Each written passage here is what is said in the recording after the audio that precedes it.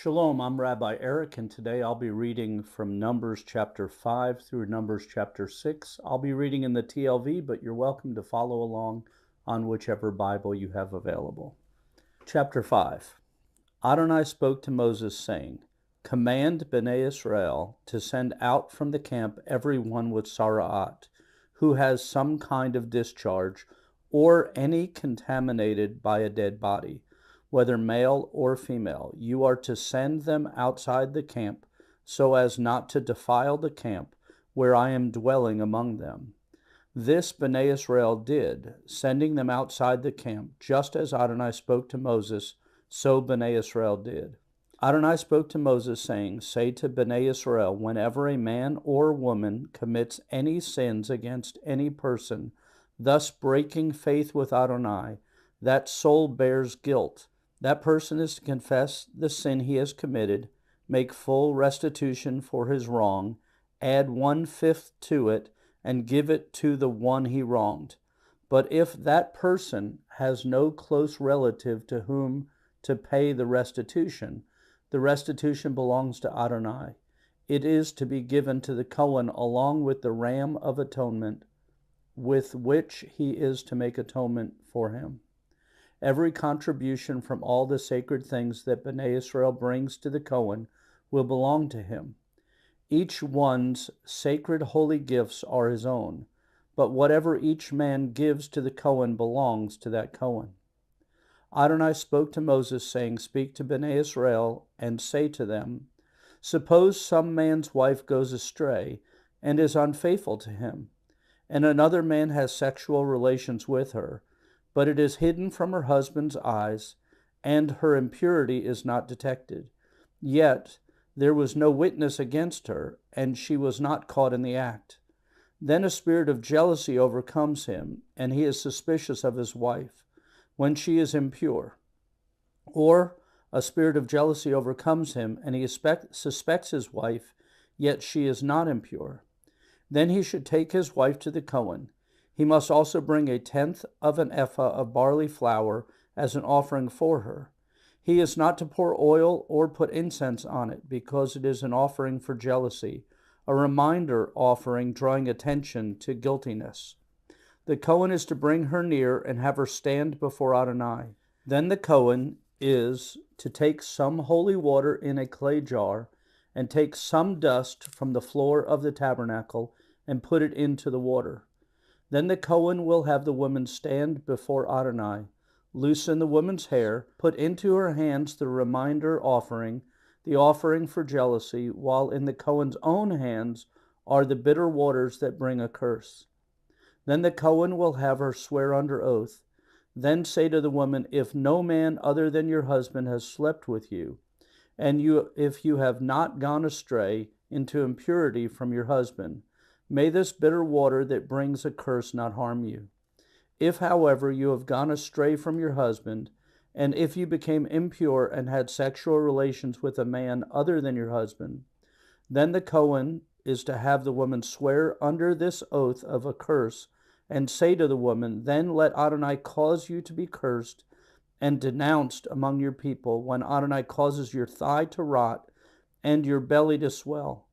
May this water which brings a curse enter your body and cause your belly to swell and your thigh to rot.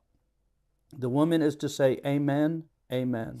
Then the Cohen is to write these curses on a scroll and wash them into the waters of bitterness. The Cohen will then have the woman drink the bitter water bearing curses, so that the water of the curses of bitterness enter her. The Cohen is to take the jealousy offering from the woman's hand, wave the offering before Adonai, and bring it to the altar.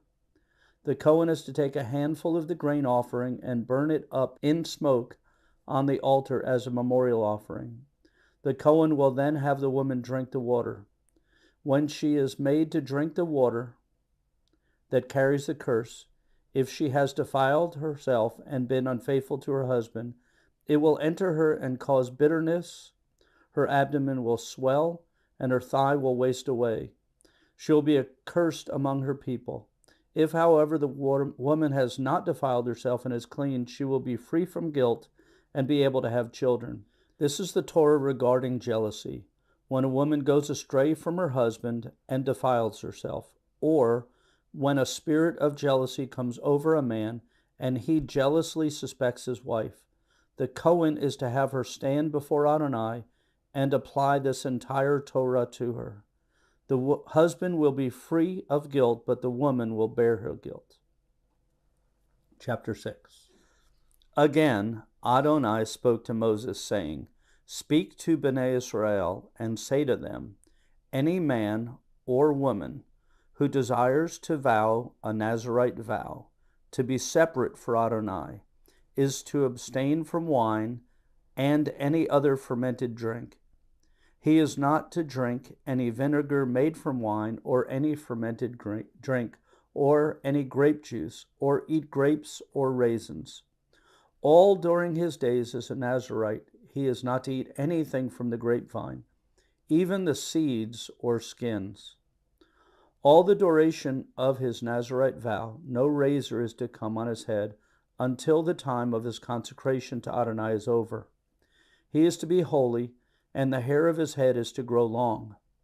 All the days of his separation to Adonai, he is not to go near a dead body, even if his father, mother, brother, or sister should die. He is not to make himself unclean, because his consecration to God is on his head. All the days of his separation, he is to be consecrated to Adonai.